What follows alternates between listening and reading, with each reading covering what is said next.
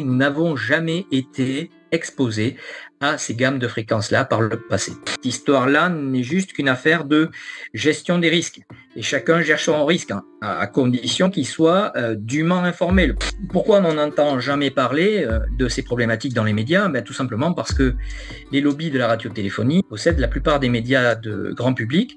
Aujourd'hui, nous sommes plutôt dans une phase d'enfumage, une phase de fabrique du doute. Si nous avions un corps médical correctement formé, il s'agit de faire mieux que d'éviter la pollution électromagnétique, il s'agirait davantage d'éviter de polluer, qui démontre que nous sommes tous bien électrosensibles. Parmi les risques, il y a l'électro-hypersensibilité qui est un syndrome d'intolérance marqué. Voilà, un système de protection qui tombe avec l'exposition aux ondes électromagnétiques, c'est la barrière hémato-encéphalique. Leurs mots ne sont pas psychiatriques, ils sont liés à un environnement empoisonné par les ondes. Avant de parler de transhumanisme et dogme augmenté, il faudrait peut-être déjà commencer par arrêter de le diminuer. Si vous voulez vous en convaincre, essayez de faire cuire un œuf avec un téléphone portable, vous allez avoir toutes les peines du monde. Conclusion de l'enquête, 75% des adolescents reconnaissent dormir avec le téléphone portable allumé. La pollution électromagnétique nous déprotège complètement vis-à-vis des pollutions chimiques et métalliques. Ceux qui fantasment autour de l'idée d'une adaptation possible en seront pour leurs frais. Il ne tient qu'à nous de réduire de manière assez drastique ces pollutions environnementales pour en réduire les effets sanitaires. Bonsoir à tous, c'est Papayal et on est ce soir avec Frédéric Furlano. Donc on va parler des ondes ce soir. Frédéric fait partie des Robins des Toits, moi aussi d'ailleurs. Et du coup on va discuter un petit peu de ces ondes électromagnétiques, ce danger qu'on ne voit pas et son rapport avec la santé. Donc accrochez vos ceintures. Frédéric, ce soir, est-ce que tu peux te présenter en quelques mots et surtout nous expliquer d'où est venu ce besoin de faire ce travail de recherche que tu as pu effectuer depuis, tu vas nous raconter depuis combien de temps? Oui, bonjour à tous. Donc, je suis Frédéric Furlano, je suis membre du conseil scientifique de l'association Robin des Toits. Robin des Toits est une association qui promeut des systèmes de communication sans effet sanitaire, sans effet environnemental et sans effet sociétal. Voilà. Donc, autant dire que aujourd'hui, nous sommes très loin du compte. Et c'est la raison pour laquelle j'ai rejoint l'association Robin des Toits. Voilà. Alors maintenant, quant à savoir pourquoi je me suis intéressé en particulier à la pollution électromagnétique, à l'origine, j'ai toujours été sensibilisé à la pollution environnementale. Donc, j'ai toujours fait des recherches bibliographiques personnelles en me documentant sur Internet, dans les bases de données d'articles scientifiques sur la pollution chimique, sur la pollution métallique, et un jour est venu le sujet de la pollution électromagnétique qui interagit avec les deux précédentes. Voilà. Donc ça a commencé comme ça, et puis par des découvertes, des articles scientifiques qui réussissaient à faire l'actualité et qui, par leurs résultats, finissaient par interpeller.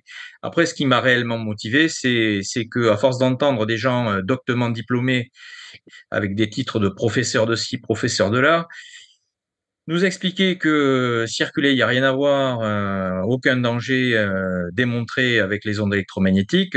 Là, on entrait en dissonance complète avec ce que j'avais pu lire par ailleurs, donc ce qui m'a doublement motivé pour investiguer davantage et faire la part des choses entre ce que nous disaient les gens qui avaient pignon sur rue et qui nous expliquaient que on n'avait aucune raison de s'inquiéter sur la pollution électromagnétique et ce qu'il en était en réalité.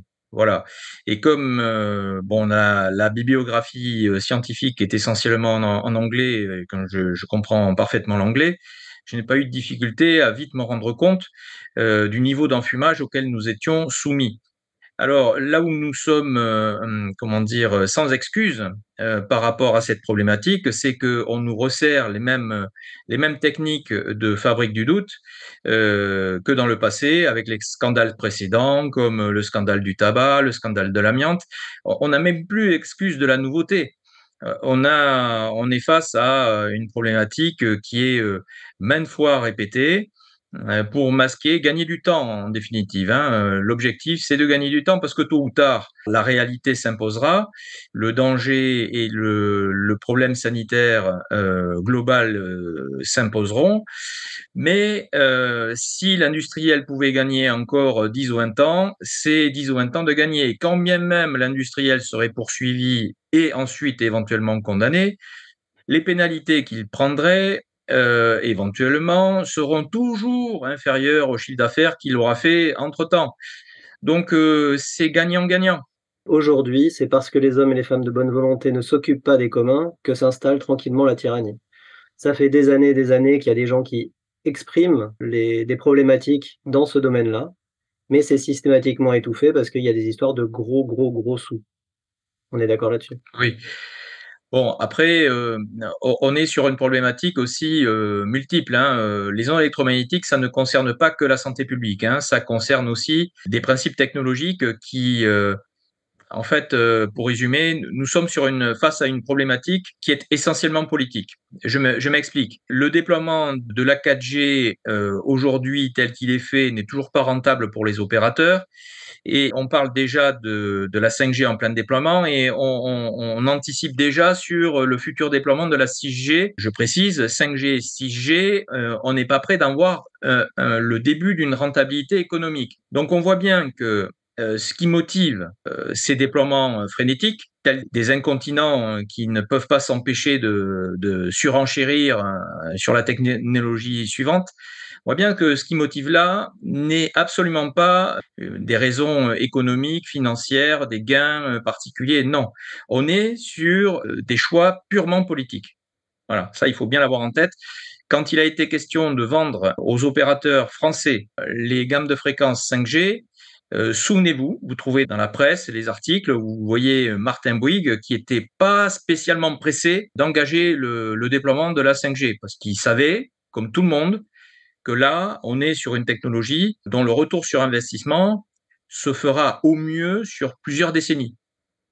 Voilà. Je répète, pour ceux qui n'auraient pas bien compris, dans un monde purement capitaliste, avec des investisseurs qui veulent toujours des retours sur investissement quasi immédiats, comment expliquer de manière rationnelle que nous engagions un déploiement technologique qui n'offrira un retour sur investissement que dans à minima 10 ou 20 ans?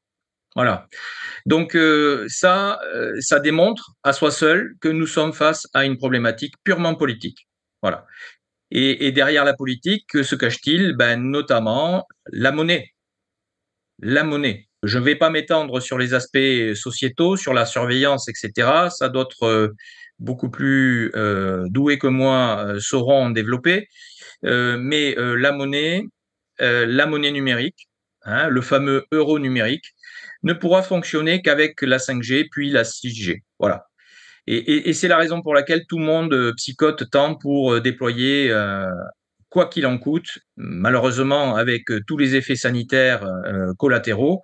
Voilà. Et c'est là aussi la raison pour laquelle, en plein début d'épidémie Covid, en mars 2020, on voit quelque chose de totalement atypique, surprenant, survenir. Il y a une ordonnance du gouvernement qui libéralise les déploiements de pylônes radiotéléphoniques et notamment ceux de la 5G, alors que à cette époque-là, c'était autour du 23 mars puis le 26 mars, puisqu'il y a eu en deux coups, il y a eu des corrections sur l'ordonnance. Voilà, à un moment où le gouvernement devait être pleinement focalisé sur un problème épidémique, ben, il trouve le temps de s'intéresser à des déploiements tels que la 5G. Voilà. Donc ceci démontre que on est sur un opportunisme d'État qui là fait le choix de tenir un calendrier. Et le calendrier, il est clair, c'est celui de la monnaie numérique dont la clé de voûte est la 5G. C'est-à-dire que pour maîtriser les flux monétaires individuels, sans la 5G, ce n'est pas possible. Voilà, parce que quand on parle de monnaie numérique, c'est dans un contexte d'absence, de disparition complète de toute espèce sonnante et trébuchante. Et c'est la raison pour laquelle, pour toutes les dépenses quotidiennes, hein, j'achète la baguette de pain, etc. Voilà, si vous voulez absolument maîtriser les flux monétaires, l'intégralité, en dehors de toute utilisation d'espèces sonnantes et trébuchantes, vous devez avoir une technologie qui supporte ces flux monétaires. Et cette technologie, il n'y en a pas 36, c'est la 5G, puis bientôt la 6G. Voilà. Oui, du coup, soit on est, contrôlé, de partout, soit on a des billets dans sa poche et on les utilise, au jour le jour pour, faire ses achats.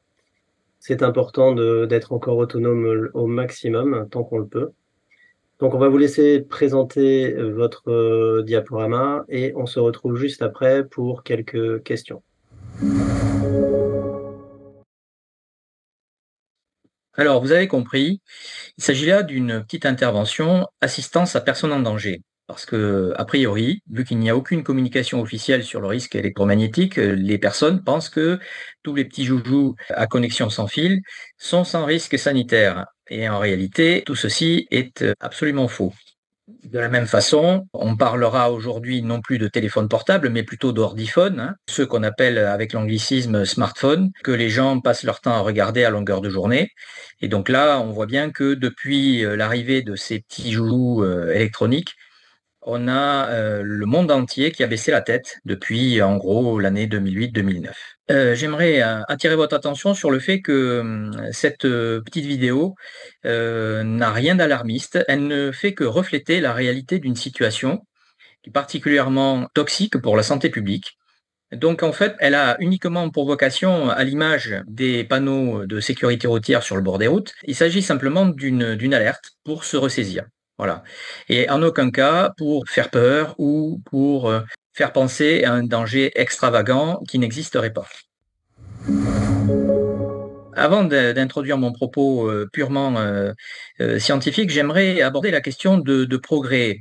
Parce que précisément là, nous sommes aujourd'hui dans une situation d'illusion de progrès avec des nouveautés technologiques qui sont trop souvent présentées comme un progrès systématique sans le préalable de la vérification du progrès.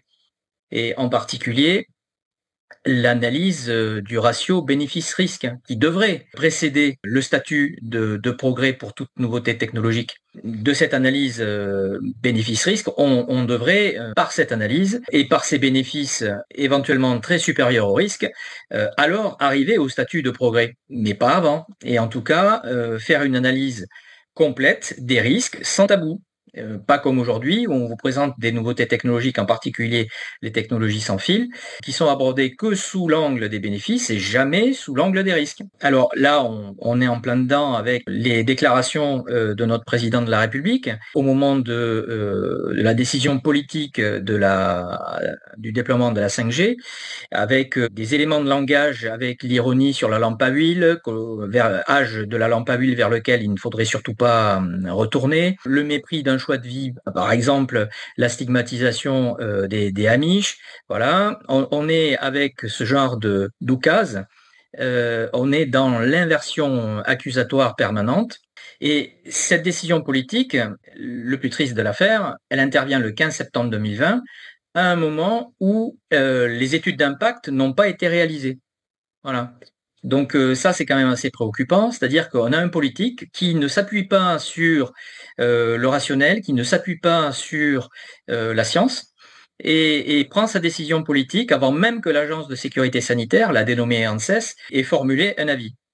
Avis qui interviendra en avril 2021, c'est-à-dire soit plus de 7 mois après l'oukase présidentielle.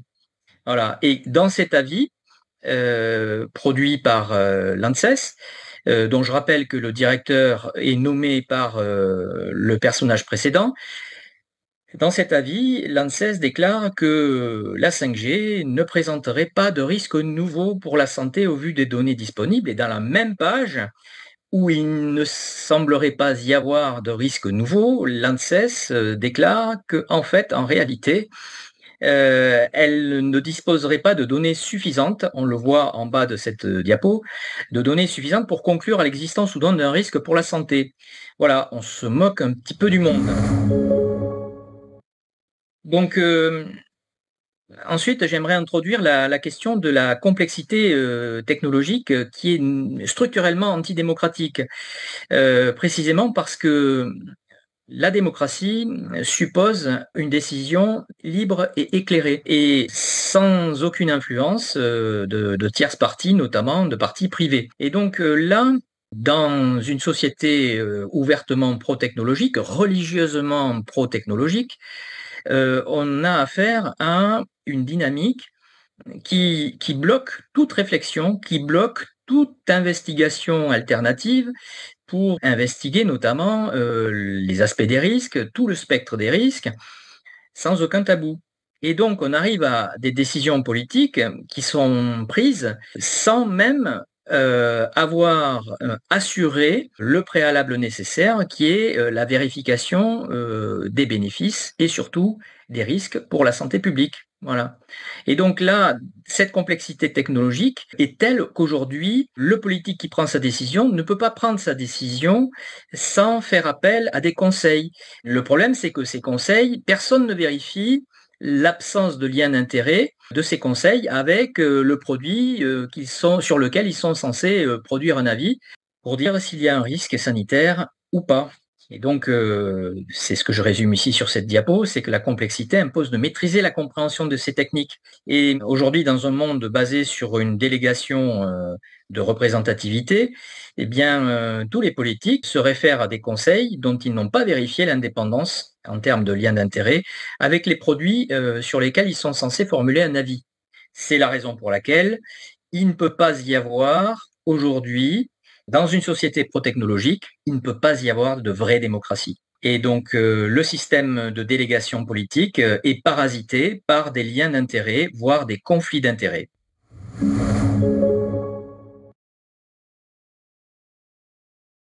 Alors ensuite, j'aimerais introduire un aspect qui est abondamment traité par une brillante conférencière qui s'appelle Aurore Stéphan, qui est géologue de formation. Vous trouverez ses conférences sur YouTube. Et cette conférencière a maintes fois présenté l'impact minier, l'impact environnemental de tous ces déploiements technologiques. Alors je fais un bref aparté pour dire, voilà, un téléphone portable, un objet connecté, c'est souvent entre 50 et 65 métaux différents. Là, j'ai pris l'exemple du cuivre dans une mine en Afrique du Sud exploitée pendant près de 40 ans. Et on voit l'excavation dans le territoire, le trou béant et la quantité représentée au centre, la quantité de cuivre extraite par cette bille fictive qui est placée au centre de la mine. Voilà. Et on voit sur l'image de droite, on voit la représentation dans la carte du site géographique. Au centre, le trou circulaire représenté par la mine elle-même. Et tout autour de ce trou circulaire, vous voyez apparaître les bassins de décantation parce que, en fait, quand on extrait un métal, il faut commencer par broyer la roche. Et ça nécessite beaucoup d'énergie fossile. C'est pas avec des éoliennes qu'on va broyer la roche. Donc, on a besoin d'énormément d'énergie fossile. Et ensuite, une fois qu'on a broyé la roche, il faut faire intervenir une soupe souvent acide avec beaucoup d'eau pour extraire le ou les métaux que l'on peut extraire de cette mine. Voilà. Et une fois qu'on a extrait le cuivre et les autres métaux éventuels suite à la réaction chimique, la soupe résultante, eh bien, on est obligé de la laisser entreposer dans des grands bassins qu'on voit sur l'image de droite. Voilà.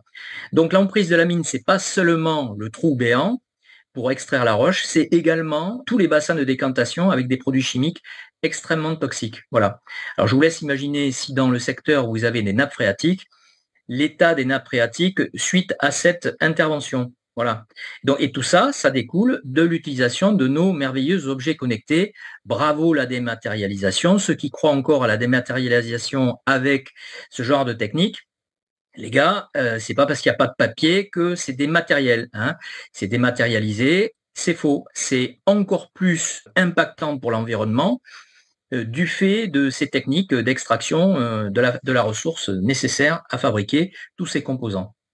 Voilà, et on voit accessoirement, des fois, ces bassins de décantation qui fuient. Et là, vous avez des rivières polluées. Là, ici, c'est l'exemple d'une mine de nickel en Russie en 2017, où on voit le contenu d'un bassin de décantation se déverser dans la rivière adjacente. Voilà, donc on voit qu'on a un réel problème d'exploitation des ressources pour fabriquer tous ces objets connectés. Je précise une chose tout de même, c'est que la technologie de la 5G, qui est promue par notre président de la République, qui prend ses décisions avant même de les baser sur des fondements scientifiques, avant même que l'ANSES ait produit un avis éclairé sur la question, quand notre président de la République prend ce genre de décision de déploiement de la 5G, il le fait alors même que certains opérateurs téléphoniques sont très embarrassés parce ils savent qu'ils auront des problèmes de rentabilité économique pour rentabiliser à court terme ce genre de déploiement. Il est à noter que la 5G sera encore plus compliquée à rentabiliser parce que là, à la différence de la 3G et de la 4G, nous ne sommes pas sur une technologie qui est axée sur les seuls téléphones portables et éventuellement objets type imprimante, appareil photo, etc. Mais là, la 5G, elle sera dédiée à l'ensemble des objets, à l'ensemble de tous les objets du quotidien qui pourront être connectés. Le frigo, la brosse à dents, le grille-pain, évidemment le téléphone mobile et l'enceinte connectée, etc. Tous les objets du quotidien, vous n'avez même pas idée de ce que ça peut représenter, y compris les chaussures, des choses qui sont hallucinantes. Donc, tous ces objets-là seront connectés ou connectables. Et donc, il faudra produire des puces, des éléments électroniques pour que tous ces objets soient connectés.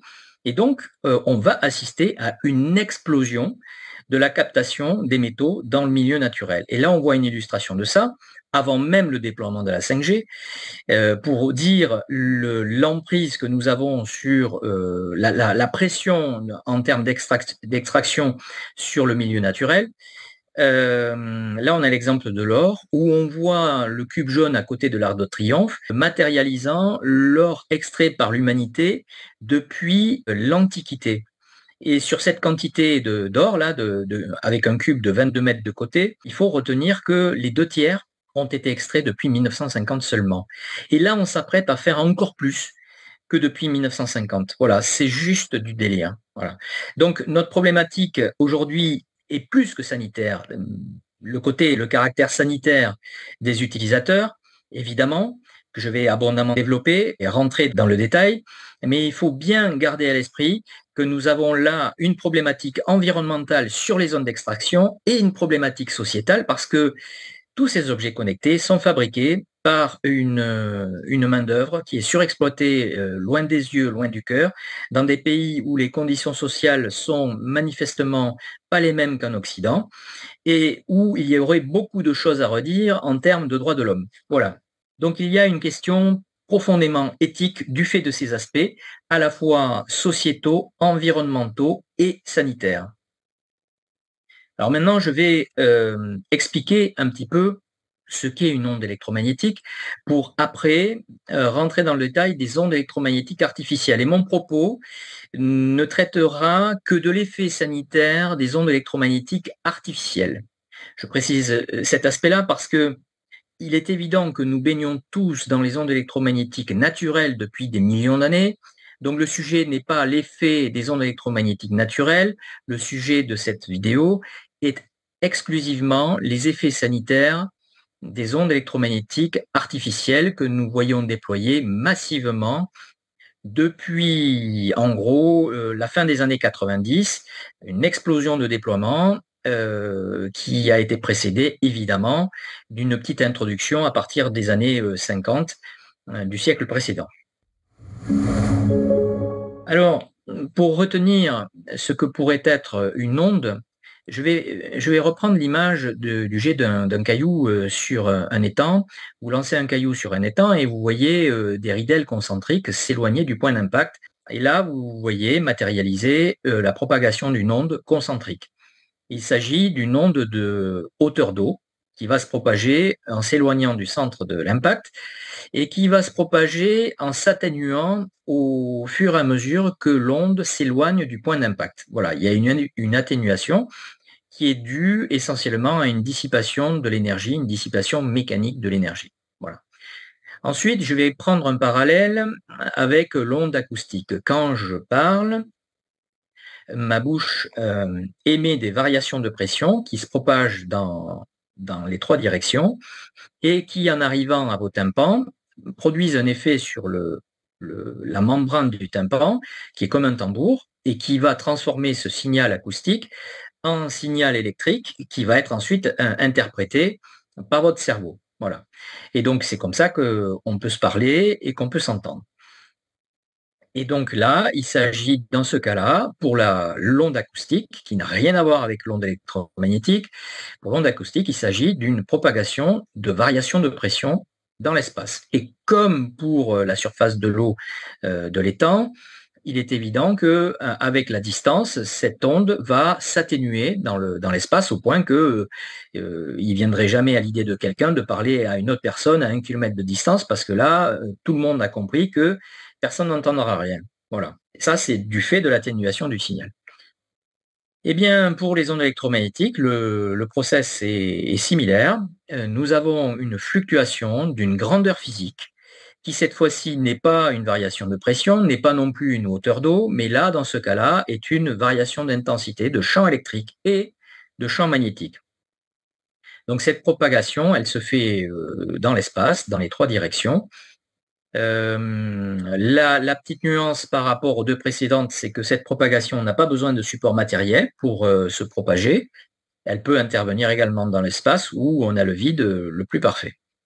Voilà, donc cette variation d'intensité de champ électrique et de champ magnétique, on parle bien de champ électromagnétique parce que les deux sont mariés ensemble.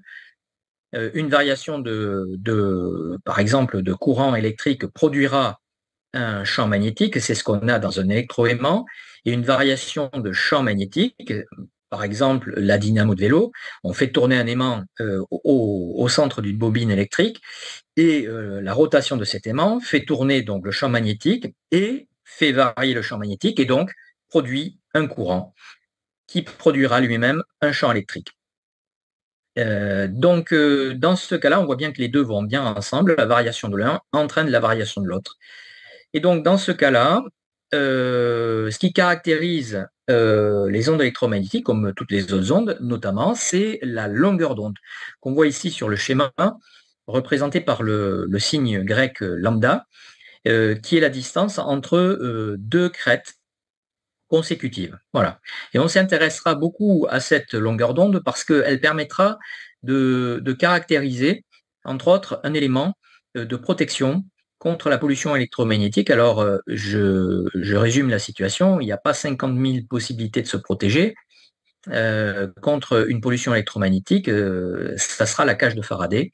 Et la cage de Faraday consiste à produire par exemple un cube de tissu métallisé, c'est-à-dire conducteur d'électricité, dont la maille de resserrement là, des différents fils orthogonaux, la maille de resserrement devra avoir une taille à minima 100 fois inférieure à la longueur d'onde dont on souhaite se protéger.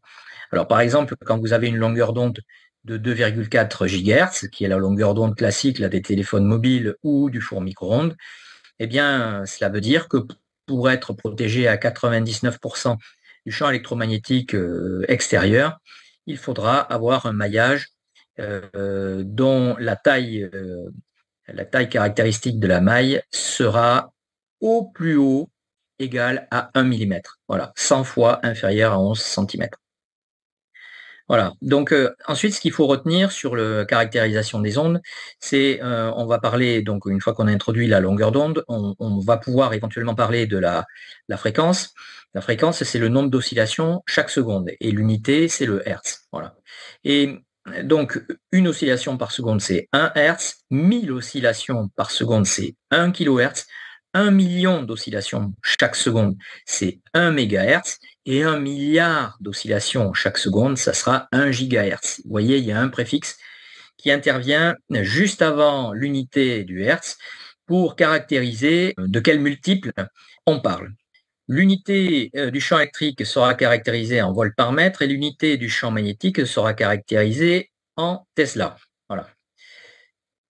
Une fois qu'on a ces grandeurs caractéristiques, on va s'intéresser ensuite au spectre électromagnétique. Alors vous voyez, il se déroule de la gauche vers la droite, des basses fréquences à gauche vers les très hautes fréquences à droite.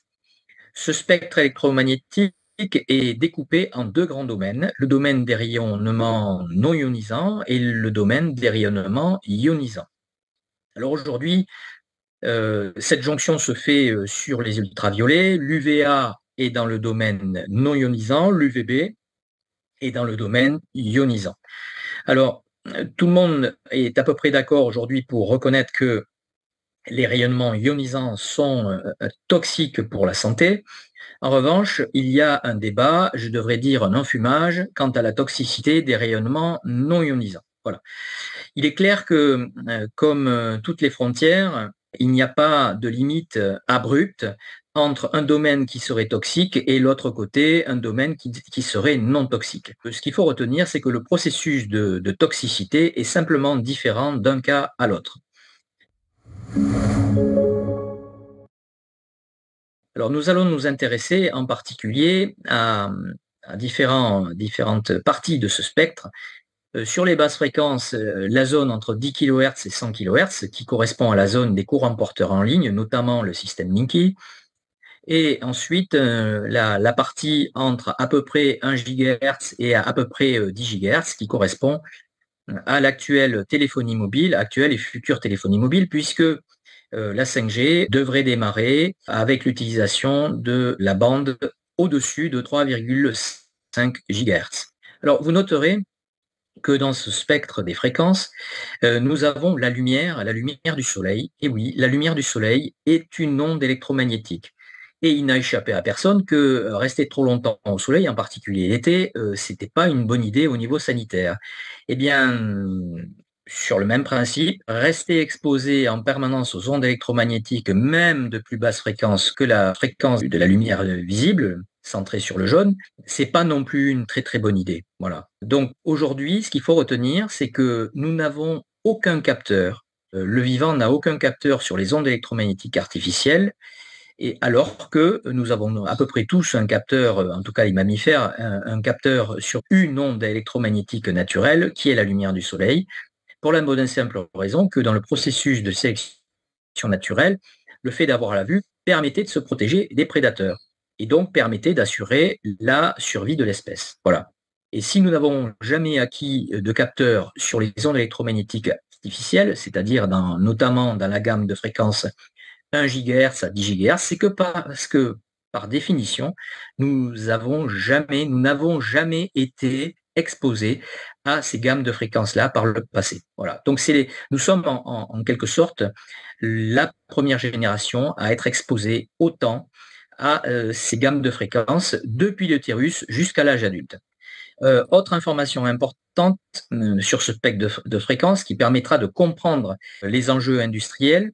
Ce qu'il faut retenir, c'est que dans un monde où la technologie n'est plus une dynamique de progrès, mais seulement une religion, au même titre que certaines personnes vivent pour manger, et par l'inverse, elles ne mangent plus pour vivre, elles ne font que vivre pour manger. Là, nous sommes dans une religion technologique qui passe son temps à déployer des nouveaux concepts au principe duquel, en fait, notre besoin fantasmé serait de transférer des données de plus en plus croissantes. Voilà. Donc, on fait croire aux gens qu'ils ont besoin absolument de transférer des données de plus en plus volumineuses et que pour répondre à ce besoin qui n'existe pas, eh bien, on déploie de nouvelles technologies, 3G, 4G, 5G. Ces technologies ont pour propriété caractéristique, en fait, d'utiliser des gammes de fréquences de plus en plus élevées pour permettre des débits de plus en plus élevés également et faire patienter le moins possible l'utilisateur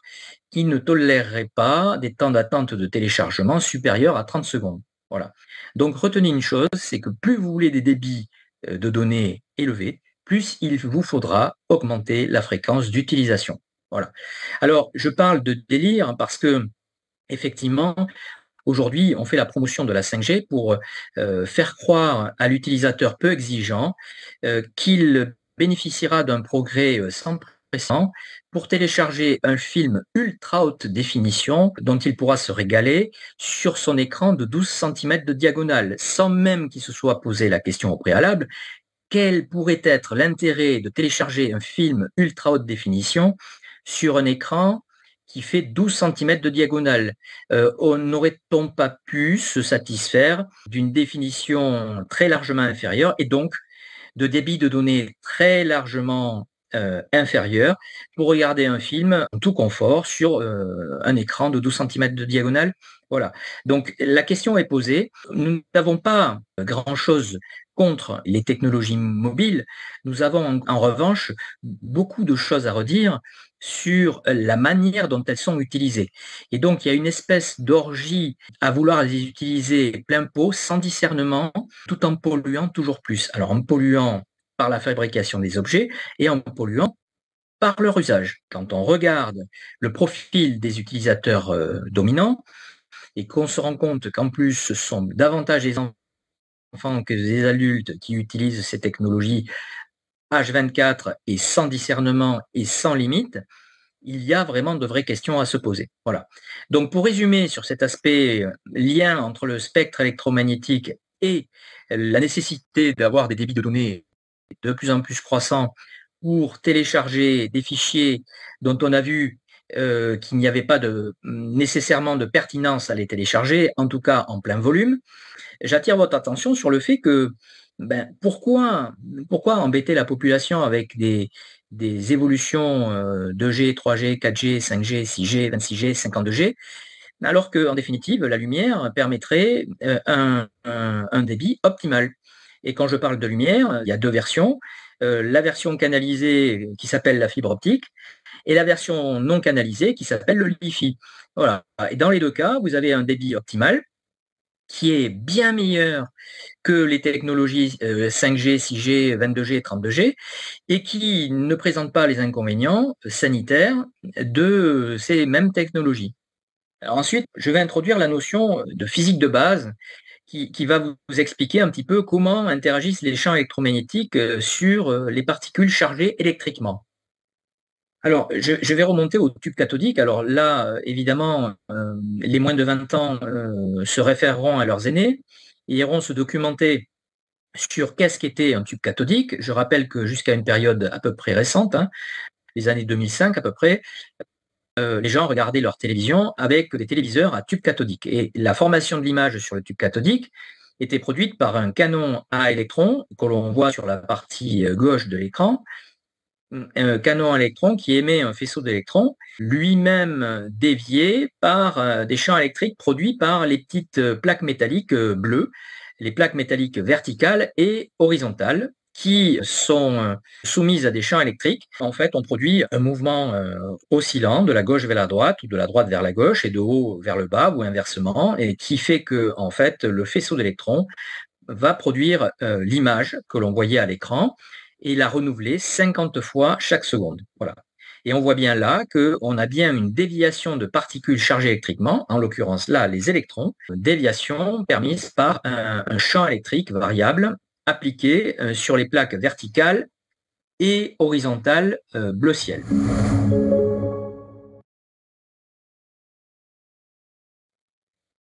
Maintenant, j'introduis la petite expérience de lycée que nos enfants là, qui ont 16-17 ans, qui sont en première et en terminale, abordent dans leur lycée, en particulier pour ceux qui ont des spécialisations en sciences physiques. La petite expérience est toute simple, c'est l'expérience de la force de Lorentz ou de Laplace, qui consiste en un petit circuit électrique. Vous voyez le montage en bas à gauche, avec deux barreaux de cuivre fixes, sur lesquels on fait rouler un barreau de cuivre mobile. Le tout au milieu d'un champ magnétique représenté ici par un aimant en forme de fer à cheval. Voilà. Et le fait de fermer le circuit avec une pile produit un courant, fait circuler donc des électrons, c'est la représentation que nous avons sur la gauche, et la circulation des électrons sur le barreau va, dans l'influence du champ magnétique, va produire une force qu'on appelle ici la force de Laplace. qui va entraîner le barreau soit vers la gauche, soit vers la droite, selon le sens du champ magnétique appliqué. Voilà. Comme les électrons ne peuvent pas sortir du barreau, en fait, les électrons sont déviés, mais emmènent le barreau métallique roulant avec eux. Eh bien, dans la biologie, c'est exactement ce qui va se passer, puisque dans la biologie, nous avons affaire à la fois à des électrons, ça c'est par exemple ce qui se déplace le long de notre chaîne ADN, puisque les électrons peuvent s'y déplacer à une vitesse de 3 mètres par seconde, et c'est ce que nous avons également dans notre métabolisme, puisque nous sommes constitués d'eau, mais pas de l'eau pure, nous avons une eau qui est constituée d'ions calcium, d'ions magnésium, d'ions H+, et ainsi de suite.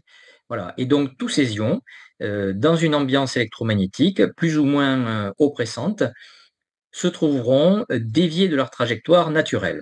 Voilà, c'est le principe de base et c'est ça qui constitue la toxicité des ondes électromagnétiques non ionisantes, des rayonnements non ionisants. Même principe d'application avec le haut-parleur, je ne rentre pas dans les détails. La physiologie, des mammifères notamment, mais pas que, vous avez la même logique avec les plantes, est fondée sur des flux d'ions, potassium, sodium, chlorure, magnésium, calcium.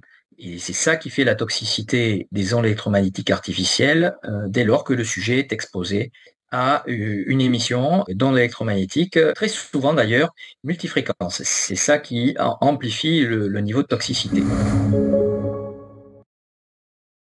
Alors, j'attire votre attention sur le fait que la toxicité pour les ondes électromagnétiques ne se résume pas à une notion d'intensité, ce que prétend la réglementation actuelle, mais évidemment l'intensité peut jouer, mais la nature de l'onde va également jouer, on verra ça un peu plus tard, et également la vulnérabilité du sujet exposé. Et là, je ne peux m'empêcher d'aborder la question de l'embryologie, du développement fœtal, où l'on voit que certains organes se forment à des périodes très limitées dans le temps, par exemple le cœur et les membres, le système auditif. Voilà. Et donc, si on a un fœtus ou un embryon exposé entre la 3e et 5e semaine ou 4e et 8e semaine, donc pour le cœur et les membres, de manière décisive à des polluants, ça peut être les ondes électromagnétiques, ça peut être des polluants chimiques ou une combinaison des deux, ben là, s'il y a des effets, ces effets seront irréversibles. Voilà, parce que le développement interviendra exclusivement dans ce créneau-là. Et le danger, c'est que précisément, on est dans une période tellement primitive que là, la maman, s'il faut, elle n'est même pas au courant qu'elle est enceinte elle-même. Donc, elle n'a même pas l'idée de se protéger des ondes électromagnétiques ou de la pollution chimique dans ces moments-là. Et c'est ce qui fait que on assiste à ponctuellement des occurrences de malformations, soit cardiaques, soit de membres, etc. J'attire votre attention également sur le fait que le système nerveux central, lui, à la différence du cœur et des membres, lui, il se développe jusqu'à l'âge de 20 ans. Donc, effectivement, il est particulièrement préoccupant d'exposer un embryon ou un fœtus à des ondes électromagnétiques durant le développement du système nerveux central, mais on voit bien que, y compris dans la phase petite enfance et dans la phase adolescence, c'est pas non plus une bonne idée de continuer à exposer le système nerveux central à des ondes électromagnétiques artificielles, parce que là, on a affaire à un système nerveux central qui est immature et qui est encore en pleine phase de développement. Et on verra dans les détails un peu plus tard ce que cela implique au niveau biologique. Donc, j'aimerais aborder avec vous la question de l'affaire de perception des risques. Parce qu'il y a une grosse hypocrisie avec les risques. Quand nous avons à faire à un risque immédiat, tout le monde s'émeut. Exemple, des gens sont intoxiqués avec des pizzas, et là, tout d'un coup, il y a 2 intoxications, et là, on est même capable de fermer l'usine de production.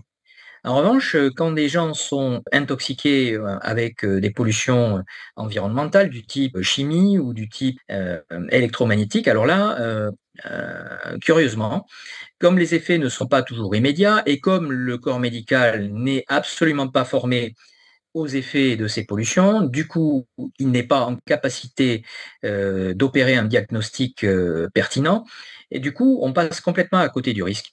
Voilà. Et donc, même s'il y a des effets sanitaires long terme, en gros, tout le monde s'en moque. Et là, c'est ce qu'on voit Je vais faire le parallèle avec le scandale du tabac, parce qu'il y a beaucoup de liens entre la pollution électromagnétique, le scandale électromagnétique et le scandale du tabac. Alors en effet, nous sommes aujourd'hui comme en 1950 où même le corps médical se permettait de faire des publicités pour nous vanter les mérites, ici des camels, bref. Quand on voyait un docteur attablé nous annoncer que même les médecins fument des camels, du coup tout le monde était rassuré.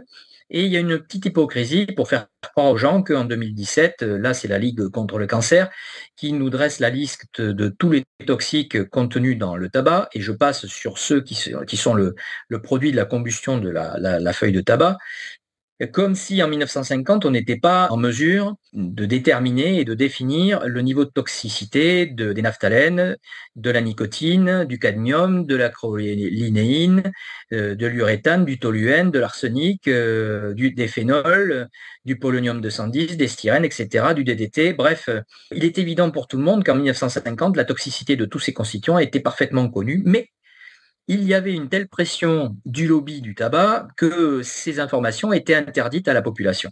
Et aujourd'hui, on fait croire que le progrès scientifique nous a permis, entre-temps, d'établir cette toxicité, alors que pas du tout. Elle n'est le fruit que d'un révisionnisme scientifique qui passe son temps à enfumer la population avec des fausses informations, très souvent financées par le lobby industriel qui cherche à masquer par toute diversion possible et imaginable les effets délétères de ces produits. Et donc là, malheureusement, on le sait avec le recul maintenant que ce truc-là n'a été qu'une manipulation de plus qui a consisté à divertir la population sur les risques du tabac. Et nous assistons aujourd'hui au même processus d'enfumage, même processus de fabrique du doute concernant la toxicité des ondes électromagnétiques qui permettent le fonctionnement des objets connectés. Alors, ceci est tellement vrai qu'on en est tellement manipulé que aujourd'hui, quand vous voyez une maman allumer une cigarette avec le bébé sur les genoux, ça va choquer tout le monde, normalement. En revanche, quand vous voyez maman pianoter sur son smartphone avec le bébé sur les bras et le smartphone sur le ventre du bébé, là, aujourd'hui, en tout cas, ça choque personne. Dans 20 ans, comme la cigarette allumée, ça choquera tout le monde. Vous avez bien compris l'évolution des mentalités par rapport à cette notion de risque. Et pour autant, vous connaissez tous les logos imaginables concernant la femme enceinte, où il lui est interdit de consommer de l'alcool, des drogues, des médicaments, de la cigarette, etc. Sauf, il manque un logo, c'est celui du téléphone portable. Et oui, et dans 20 ans, à ces logos-là, nous aurons ajouté celui de la téléphonie mobile, parce qu'il est évident, je vais rentrer un peu plus tard dans les détails, il est évident que pour les mamans enceintes, utiliser un téléphone portable à proximité du ventre, à proximité du bébé, c'est pas du tout une bonne idée. En tout cas, c'est réserver un avenir de développement pour le bébé plutôt sombre. Et c'est pas un hasard si derrière, nous observons après, dans la petite enfance, une explosion de dyspraxie, dyslexie, retard d'apprentissage, retard de langage. Alors, tout ceci n'est évidemment pas dû qu'aux ondes électromagnétiques artificielles, mais très certainement à la pollution environnementale qui, aujourd'hui, représente 80% de la charge du système sanitaire en France. 80% de la charge du système sanitaire en France est due à des maladies, des affections longue durée. C'est pas moi qui le dis, c'est le professeur André Grimaldi qui a produit un livre en 2017 de mémoire qui rentre dans les détails de cette épidémie sanitaire issue de problématiques environnementales. Donc, en résumé, dans notre pays, nous n'avons absolument pas de problématique infectieuse. Ça représente quelque chose de très marginal. Notre vraie problématique, à 80% sur le système sanitaire, elle est liée à une problématique environnementale pollution environnementale, sur lesquelles nous avons justement ce qu'on pourrait dire les clés du camion. Il ne tient qu'à nous de réduire de manière assez drastique ces pollutions environnementales pour en réduire les effets sanitaires. Alors, il y a encore des politiques qui n'ont pas compris ces enjeux-là. Je prends l'exemple ici du blog d'un député de la France Insoumise, que tout le monde reconnaîtra, qui a dans son blog une petite rubrique intitulée « Les applis mobiles à télécharger pendant sa grossesse ». Donc, il se trouve que côté Robin des Toits, nous avons envoyé un courrier en septembre 2022 à ce député, Et manifestement, il ne nous a pas répondu, il n'a peut-être pas ouvert le courrier. Bref, pourtant, il a des assistants parlementaires. Et donc, voilà, c'est regrettable. Donc, on a la promotion jusqu'au plus haut niveau de l'État de gens qui véhiculent des idées, toujours dans la religion pro-technologique, sans se préoccuper de la pertinence de l'utilisation pendant sa grossesse d'applis mobiles, donc de téléphonie mobile, donc d'ondes électromagnétiques artificielles. C'est pas une très très bonne idée. Pareil, je fais ici référence à une table ronde sur les compteurs communicants qui est remontée à mai 2016, table ronde lors de laquelle donc les compteurs communicants qui, eux, polluent le réseau électrique avec des impulsions électriques qui produisent des champs électromagnétiques basse fréquence. Et donc, nous avions là une intervention, une saillie de l'ancien président de l'Assemblée nationale, facteur aggravant médecin de formation, qui se permettait de remettre en question les effets sanitaires de ces courants porteurs en ligne sur la population qui vit dans les bâtiments ainsi pollués. Et il parle donc de maladies qu'aucune académie au monde n'a identifiées comme telles. Juste en 2016, je rappelle à ce personnage que l'OMS avait produit un avis alertant sur la cancérogénicité possible des radiofréquences en mai 2011, en catégorisant 2B les radiofréquences. Donc, désolé de le contrarier, mais à minima, l'OMS et le Cirque de Lyon, le Centre international de recherche contre le cancer à Lyon, avaient produit un mémorandum de plusieurs centaines de pages, justement démontrant le risque sanitaire autour de l'exposition aux radiofréquences.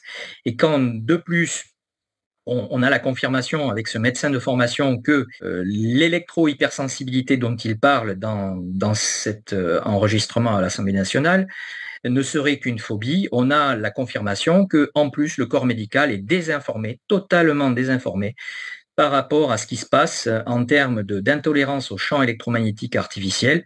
Ce ne sont pas des phobies, contrairement à ce que prétend Bernard Accoyer. C'est une réalité de plus en plus importante en France. Il serait temps d'en prendre la dimension. Alors aujourd'hui, nous assistons à une minimisation de l'ampleur du phénomène, minimisation qui est claire et nette parce que même l'ANSES, l'Agence de sécurité sanitaire, reconnaît à minima que l'incidence de cette intolérance aux champs électromagnétiques artificiels serait à peu près de 5% de la population, soit à peu près 3 millions de sujets. Sauf que le problème de fond est que comme le corps médical est à minima désinformé, voire même totalement ignorant par rapport aux risques sanitaires et aux tableaux cliniques révélant ce syndrome d'intolérance aux champs électromagnétiques artificiels, du coup, il paraît assez cavalier de prétendre d'avoir une bonne estimation de l'incidence de ce phénomène sanitaire quand le thermomètre est à minima en état de dysfonctionner, voire même de ne pas opérer la mesure. J'aimerais revenir parce que là aussi, on retrouve vraiment avec Bernard Accoyer, là, c'est un cortège de désinformation et de bêtises, où il dit lui-même dans l'intervention, ceux qui s'opposent au déploiement de téléphonie mobile, notamment, seront les premiers à prendre leur portable pour appeler les secours. Je précise quand même que pour appeler les secours, on a besoin de la technologie 2G. On n'a pas besoin de la technologie 5G, encore moins de la technologie 32G ou 152G. Donc, ce que j'essaie de dire, c'est que si l'objectif, c'est vraiment d'appeler les secours, la 2G suffit et les niveaux d'émission très faibles, donc avec des incidences sanitaires réduites, sont possibles. Donc, on n'est pas du tout obligé à la surenchère que l'on observe aujourd'hui, avec une superposition des technologies et une forte amplification des expositions électromagnétiques 24 heures sur 24. Donc non, pour appeler les secours, on n'a pas besoin de rentrer dans cette spirale infernale du déploiement de la technologie suivante pour faire plus progressiste que son voisin. Pour revenir à la maman enceinte, il y a quand même des gens qui font leur travail. Là, c'est un site qui s'intitule Baby Safe Project, qui est anglo-saxon, mais qui est traduit maintenant en français et qui formule 5 précautions pour réduire l'exposition aux champs électromagnétiques. Alors, j'aimerais préciser une chose. Mon propos n'est pas là pour apprendre à vivre dans la pollution électromagnétique. Mon propos est là pour déjà alerter sur les effets sanitaires de cette pollution électromagnétique, effet sanitaire parfois irréversible. Voilà. Et que, comme le disait ma grand-mère, qui n'avait que le certificat d'études, à une époque où on savait encore lire et comprendre ce qu'on lisait, ce qui est de moins en moins le cas aujourd'hui. Donc, elle me disait, quand on ne veut pas avoir à nettoyer, bien, on ne salit pas. Donc, j'appliquerai ce principe-là quand on ne veut pas avoir à dépolluer ou à se protéger contre une pollution. La première règle de base, c'est de ne pas polluer. Voilà. Donc, il faudrait envisager de base des déploiements technologiques avec des utilisations optimales pour un usage qui correspond vraiment à un caractère incontournable. Voilà. Par exemple, des solutions de mobilité telles que la téléphonie mobile ne devraient être utilisées qu'en situation d'usage mobile et pas dans des bâtiments fixes, par exemple. Voilà. La téléphonie mobile, c'est une solution technique de mobilité. La connexion à Internet ou au réseau téléphonique, c'est autre chose. Ne confondons pas ici donc le besoin de connexion à un réseau et la solution technologique qui va satisfaire ce besoin. Quand on est dans un bâtiment, a priori les bâtiments ne bougent pas, donc on devrait pouvoir se satisfaire de solutions sédentaires, du câblage. Et en revanche, quand on est en situation de mobilité, là, on peut utiliser des solutions techniques de mobilité, mais avec les précautions d'usage, c'est-à-dire en évitant d'exposer les corps. Voilà, parce qu'au niveau sanitaire, la règle de base, c'est le minimum d'exposition. Et quand on est exposé, d'être le plus souvent, le plus éloigné possible de la source émettrice. Voilà. Et enfin, d'éviter l'usage d'ondes électromagnétiques artificielles qui sont pulsées, c'est-à-dire hachées, en format marteau-piqueur. Et je pourrais reprendre l'analogie avec, par exemple, sur les ondes acoustiques, si on écoute du Mozart à 120 décibels, c'est pas la même chose que d'écouter un marteau-piqueur à 120 décibels. Vous comprenez de fait qu'il sera beaucoup plus tolérable d'écouter du Mozart à 120 décibels et beaucoup plus intolérable d'écouter un marteau-piqueur à 120 décibels. Eh bien, pour les ondes électromagnétiques artificielles, c'est la même chose. Le problème, c'est que des technologies type Wi-Fi, WiMAX, etc., sont essentiellement des technologies d'ondes pulsées, d'ondes artificielles pulsées, qui ont un effet bioréactif beaucoup plus puissant que les ondes continues que l'on peut observer dans les ondes électromagnétiques naturelles. Voilà. Donc vous avez compris, pour la femme enceinte, le minimum d'exposition, voire pas du tout. Quand il y a exposition, le plus éloigné possible. Et quand il y a exposition, veillez à utiliser des sources non pulsées pour éviter le caractère bioréactif. Et en particulier la nuit, parce qu'a priori, la nuit, nous sommes tous censés dormir. Donc là, il est fortement conseillé d'éteindre toutes les sources électromagnétiques de l'habitation. La Wi-Fi qui ne sert à rien la nuit, etc. Évidemment, il est bien clair également que dans la tête de la plupart des gens, se connecter à Internet est synonyme de Wi-Fi, alors que je vais vous annoncer une nouvelle révolutionnaire. Pour vous connecter à Internet, vous pouvez aussi bien le faire avec un câblage RJ45, ce qui est également possible avec une tablette, puisque les tablettes sont, on peut se doter pour les tablettes d'adaptateurs qui permettent de connecter la prise USB classique de la tablette à une prise RJ45 moyennant quelques euros pour l'adaptateur et une petite configuration de la tablette pour éviter les émissions électromagnétiques de l'objet connecté. Alors revenons à notre parallèle scandale du tabac, scandale électromagnétique. S'il me venait à l'idée d'offrir une cartouche de cigarette à votre enfant ou à votre petit-fils, normalement, je me fais clouer au mur à juste titre parce que ces matières-là sont notoirement toxiques pour sa santé. Alors que s'il me venait à l'idée de lui offrir un téléphone portable ou un ordiphone, là, du coup, je suis aujourd'hui considéré comme le bienfaiteur, le Père Noël, alors que normalement, je devrais tout autant me retrouver cloué au mur pour la toxicité du cadeau. Donc, on voit bien le retard à l'allumage dans la conscience collective par rapport aux risques sanitaires. Et alors, pour enfoncer le clou, je résume ici sur cette planche à la fois toute la documentation disponible en termes de fabrique du doute et intoxication scientifique opérée par le lobby industriel durant l'époque du scandale du tabac. Tout est résumé dans un livre d'anthologie écrit par Robert Proctor qui s'appelle Golden Holocaust, qui résume un petit peu toutes les pratiques de l'industrie du tabac pour faire oublier la toxicité de ces produits. Eh bien, aujourd'hui, nous avons exactement la même logique opérée.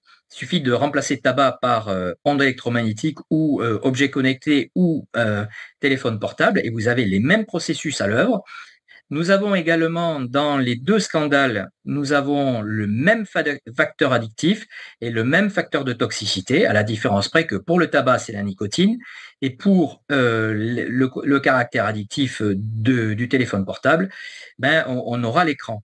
Il suffit de regarder l'emprise à la limite de la toxicomanie qu'opère cet écran sur toute la population adolescente qui n'arrive plus à se détacher de cet écran et à tel point qu'elle préfère se faire écraser dans la rue plutôt que de quitter une seule seconde des yeux son écran, sa greffe, devrais-je dire, sa greffe, plutôt que de regarder le trafic routier avant de passer sur le passage protégé. Voilà.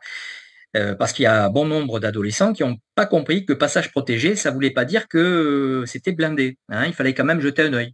Voilà. Et on a dans les 2 cas un facteur de toxicité. Alors, le tabac, les 28 toxines qu'on a fait semblant de découvrir dans les années 2000. Et pour les ondes électromagnétiques artificielles, effectivement, ce que j'ai résumé, c'est les ondes pulsées, la proximité, qui est un caractère de toxicité, la permanence de l'exposition, c'est-à-dire la durée de l'exposition, qui est aussi un caractère de toxicité, l'effet cocktail. Alors, effet cocktail avec d'autres gammes de fréquences, le sujet pouvant être exposé à la fois à des basses fréquences et à des radiofréquences. Et puis l'effet cocktail avec, par exemple, la chimie, avec les pollutions métalliques, qui ont des effets convergents sur la physiologie. Voilà. Je rentrerai après dans le détail sur pourquoi les ondes électromagnétiques ont un caractère de toxicité encore plus préoccupant que des pollutions plus classiques comme la chimie, le tabac et autres. Voilà. Nous rentrerons dans le détail ultérieurement. Alors, les troubles chez l'enfant. Alors, là, c'est pareil, nous avons une une de Télérama il y a quelques semaines de cela, qui posait la question en une, vos enfants ne vous diront pas merci. Alors, c'est quand même assez gonflé parce que Télérama est un périodique qui est possédé par le groupe Le Monde lui-même, dont un actionnaire est Free. Et donc, Télérama, qui contient régulièrement des publicités pour promouvoir l'usage de la radiotéléphonie, vient expliquer aux parents que l'usage de la radiotéléphonie pourrait être un problème pour leurs gamins. Donc c'est quand même assez cocasse. C'est le fournisseur qui donne des leçons de morale aux parents. Alors ça, c'est le premier point. Ensuite, dans l'article qui est concocté par les journalistes AEIR de Télérama, donc on a seulement le côté exposition aux réseaux sociaux, qui est vrai, c'est un vrai problème. Le caractère addictif des écrans, c'est aussi un vrai problème. Mais on a une pudeur de jeune fille quand il s'agit d'aborder la question du risque électromagnétique. Là, plus personne n'en parle et même ça n'existe pas. Tout ça pour souligner le fait que voilà, les parents ne sont pas informés sur la complétude du risque par des gens qui ont toute l'information. Ils ne peuvent pas ignorer aussi la composante toxique de l'onde artificielle qui permet l'utilisation de ces objets connectés. Je rappelle, pour ceux qui n'auraient pas encore réalisé, c'est que les objets connectés sont connectés non pas par télépathie, ils sont connectés par l'utilisation d'ondes électromagnétiques et la plupart du temps, ondes électromagnétiques artificielles pulsées. Alors, pourquoi on n'en entend jamais parler de ces problématiques dans les médias? Tout simplement parce que les lobbies de la radiotéléphonie possèdent, là c'est un petit résumé, ça n'est pas exhaustif, possèdent la plupart des médias de grand public, qui sont d'ailleurs très souvent subventionnés avec nos impôts. Et donc, voilà, on peut d'ailleurs s'interroger de pourquoi ces médias sont subventionnés pour nous offrir une information très parcellaire, très incomplète.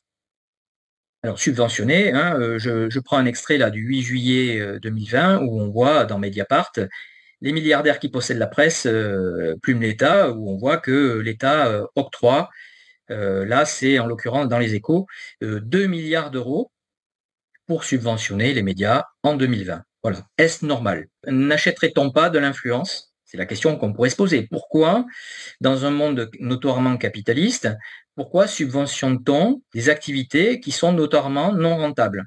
Et qui sont de plus en plus non rentables puisque les clients, les lecteurs, les abonnés sont de moins en moins nombreux vu la fiabilité des informations qui sont délivrées. Donc là, vous avez une carte qui résume la toile d'araignée et qui montre bien que l'ensemble des médias à disposition de la population sont tenus par quelques grands actionnaires qui donnent le là et qui évitent, avec la pudeur d'une jeune fille, de nous parler de la toxicité des ondes électromagnétiques.